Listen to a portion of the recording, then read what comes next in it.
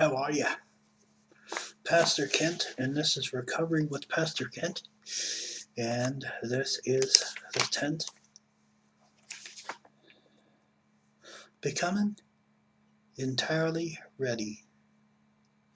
This is talking about step 8.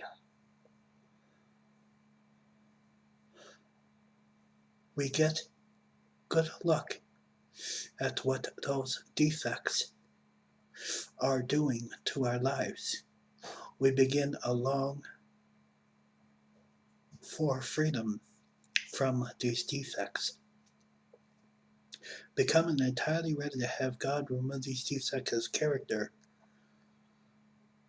can be a long process, taking place over a course of a lifetime.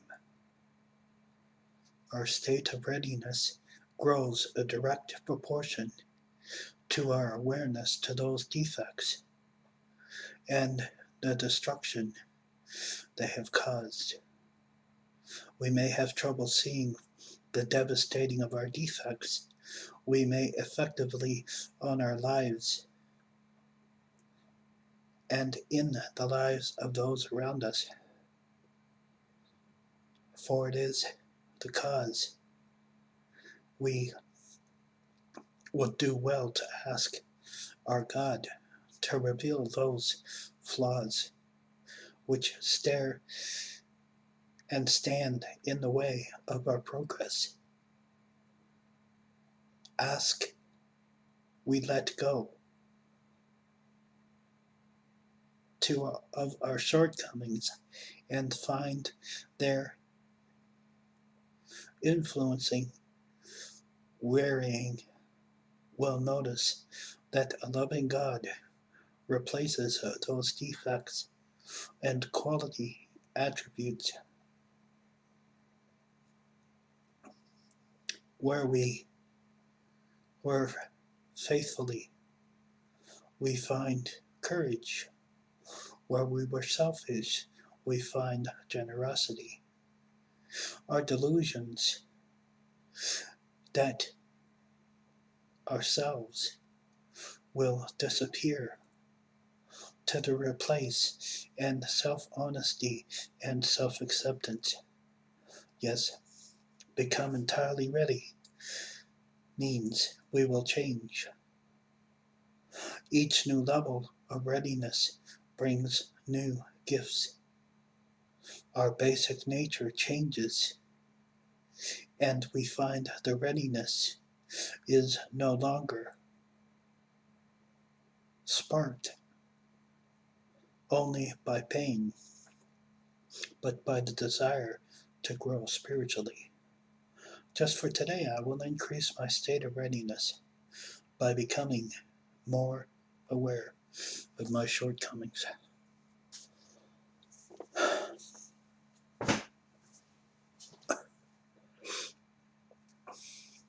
Secrets can kill a recovery. Rage, resentment, bitterness, remorse, guilt. If we hold any of these shortcomings back, we have to let ourselves be free. Free. Take a journey with me for a second to, I don't know if you've seen it, but if you haven't, you should get this movie because it will make sense to you when it happens. Mel Gibson played William Wallace, a Scottish Highlander. They fought against tyranny, and that is us fighting against our addiction. And for years, we fought against and lost. Sometimes we won the battle. Sometimes we beat the demon back. Sometimes we were able to defeat the beast. But that beast always seemed to come back When we finally came to Narcotics Anonymous, and our God took us, molded us, and made us in His or her image, and gave us that new reality, that spiritual awakening that happens in step 12 after all the steps. You can't just do 1 to 3 and then skip to 12. It doesn't work that way. They're numbered 1 to 12 for a reason. Because as we go through those steps, we learn, when you want to climb a mountain, do you suddenly get to the top? If you use a helicopter, you probably will, but, it takes a while to get up there, depending on how high that mountain is, You have to take it step by step, little by little, bit by bit. Much the same as recovery. You can cheat and say you have X amount of years, but seriously? Oh.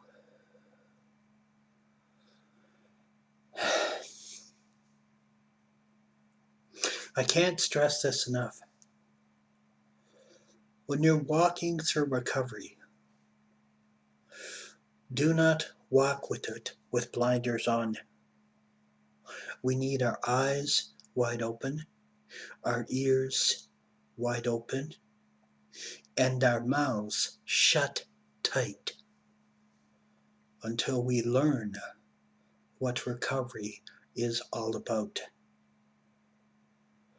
You don't learn about recovery by going into a meeting and spewing your rhetoric on how horrible life is.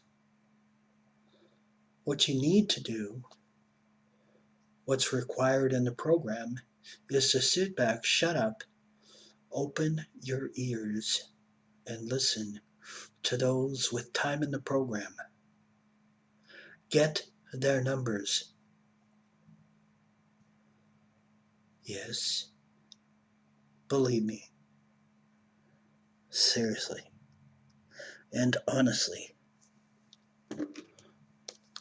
the first time I picked this thing up, it was like a wrecking ball, man. Me, man, hear me roar. I can do this all by myself.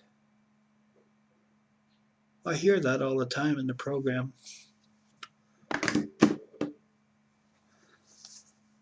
When I got to this program, I'd attempted suicide for the 8th time in my life.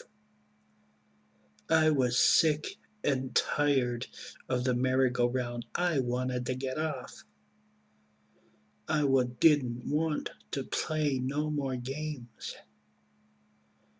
I didn't want to try and fail to try and continue banging my head against a steel wall. I had to have that person open that door and let my freedom reign. When I actually got this concept, and believe me, when I first heard this concept as a new member in Narcotics Anonymous, I wanted to knock your head off. Let go and let God. Keep it simple, silly. And the other one that used to just piss me off, I wanted to come across the table at you, is if you let go and let God, and easy does it. Easy does it? What the heck is that? I never easy did anything in my life, man. I went at it hard, fast, strong, and mean. You know, if it was a wall, I went through it. If I couldn't get through it, I found a way through it. I never let anything stop me in my addiction. My sponsor noticed my gun-ho-ness, and he said, if you take that fire that you have and turn it to recovery instead of hating what you did, if you put the work you put into your recovery that you put in your addiction, you will be clean. Let me say that again. If I put the effort into my recovery that I put into my using, take a journey with me. How many times did you go through hell and damnation to get that drug of choice? How many times did you go through the ringer, battle, steal, connive, manipulate, intimidate to get that drug? I lost count. So when he said that, it made complete sense, and a light went off in my head. And I said, I can't do this next week. I can't do this tomorrow. But I can damn well do it today. You know? And at first, it was seconds. Then it became half hour. Then it became hour. Then it became hours. Then it became days. Then it became weeks. Then it became months. Now, by God's grace, and only by His grace, because I can't do this alone. Don't listen to that committee of idiots, those idiots in your head that say, you can't do this, you're bound to fail.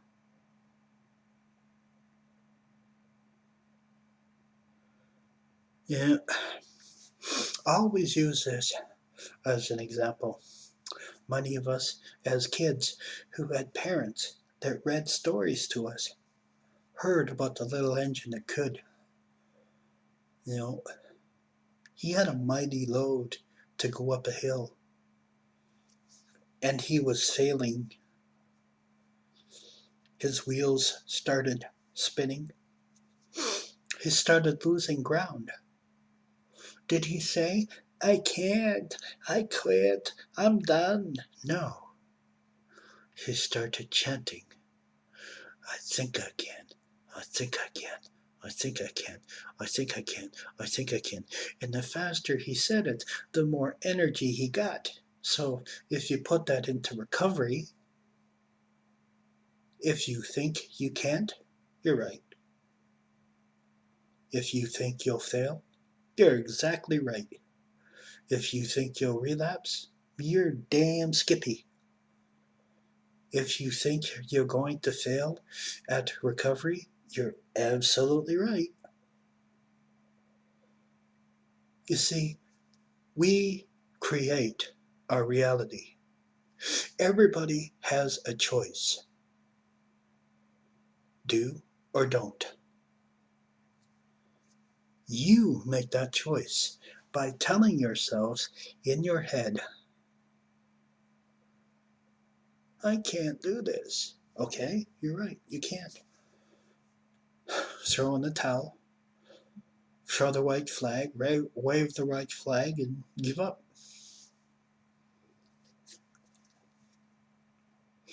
Will you ever make it back? Maybe. Will you ever get clean again? Maybe. So you're telling me that 2 weeks of withdrawals you want to go through again? I'm telling you, man, I come off some mighty heavy drugs, and detox what it was isn't what it is today. They didn't have the programs they have today. I did it all on my own. I fought and dug, my fingers bloody, my feet and legs screaming, "No more, please." My head saying, "I'm done. I'm out of this hole." Finally, I started seeing the light. And when I saw that light, I didn't even think twice. Geez, should I sit here and stare at the light and wonder what I should do? Should I ponder? Oh, look at that pretty light. Isn't that nice? Oh, isn't that just great? Oh, that's so pretty. It's so nice. It's so good. It's light. No. When I saw that light, I let the biggest scream out of me. I yelled at the top of my lungs, "Finally, at last, I have freedom," and I ran as fast as my little legs could carry me. And I ran to that light. I ran into that openness, and I realized that I'm okay, and you're okay. And together, we can do this. We're not meant to do it alone. When you look at the steps, there's a reason why they start with we.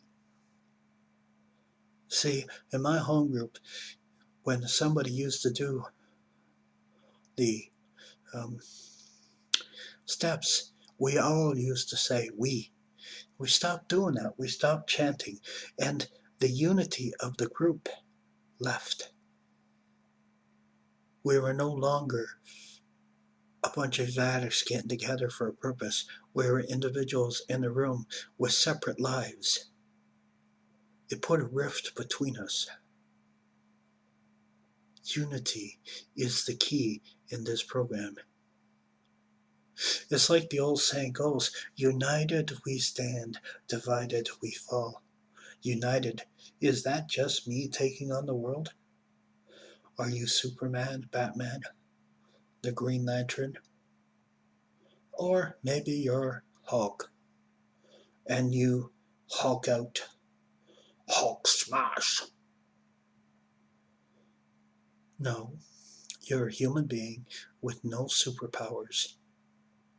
But when you have two that are in the same power, it gets stronger. Two people on the same page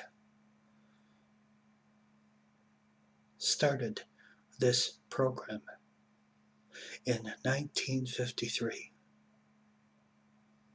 Not one, two.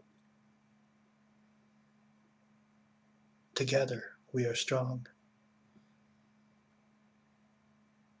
Singly, we stand alone, isolated.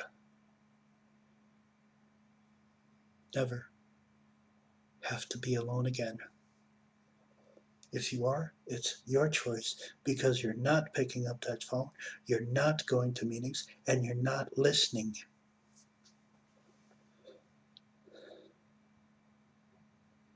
I love you all, man. But you need to start calling those numbers you have. May God bless and keep you.